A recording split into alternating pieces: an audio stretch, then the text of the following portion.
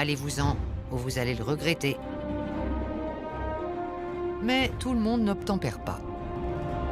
C'est le cas de ce crabe. Il ne tient pas compte de la mise en garde.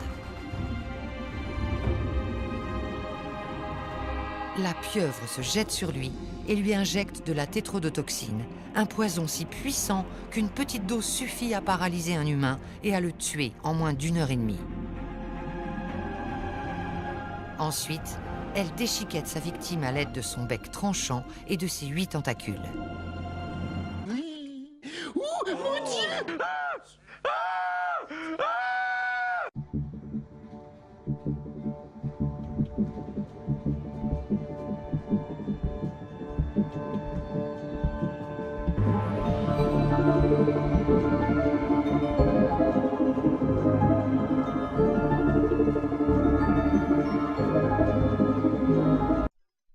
Bonjour, c'est Nooks. La dernière fois, dans Planète Toxine, nous avons parlé d'un poison d'origine végétale. Aujourd'hui, nous allons donc parler d'un poison d'origine animale. La tristement célèbre pieuvre à anneaux bleus, dont vous avez pu voir une vidéo juste avant.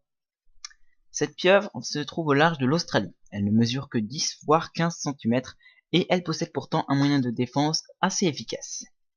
En effet, comme de nombreux animaux sur cette planète, elle possède un venin dangereux. Mais ce venin a pour particularité de contenir une neurotoxine nommée tétrodotoxine. Et vous pouvez me croire, elle est extrêmement efficace.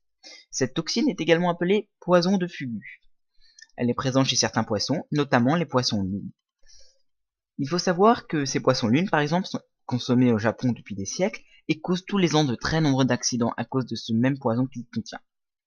Il faut juste savoir qu'en fait, ce poison n'a pas forcément efficace sur ce genre de poisson, parce qu'ils y sont habitués, ils ont un système nerveux différent du nôtre. Bref.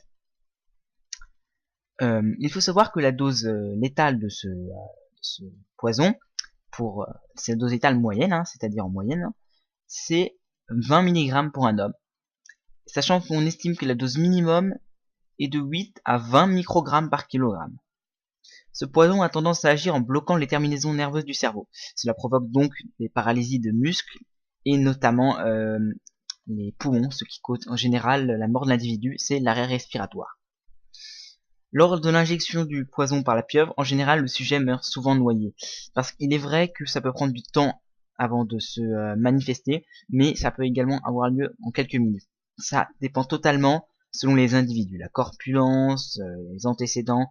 Il y a beaucoup trop de choses à savoir exactement pour connaître avec précision quel est son taux d'efficacité. Cependant, on pense que les symptômes de ce poison apparaissent environ 8 heures après l'ingestion, en, en temps normal, et c'est une moyenne, ça peut apparaître bien plus tôt ou bien plus tard.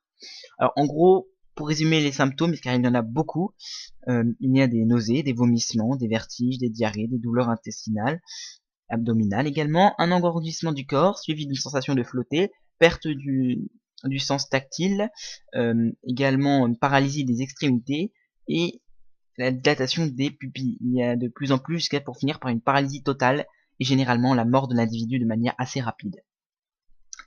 De point de vue historique, ce poison est extrêmement intéressant.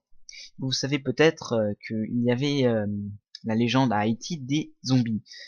C'est d'ailleurs de là que vient le fameux mythe des zombies qui est maintenant connu sur toute la planète. Vous le savez sans doute, le mythe en question est en fait vient d'Haïti et les sorciers injectaient une substance qui simulait la mort d'un individu qui était par la suite déterré et réveillé par le sorcier.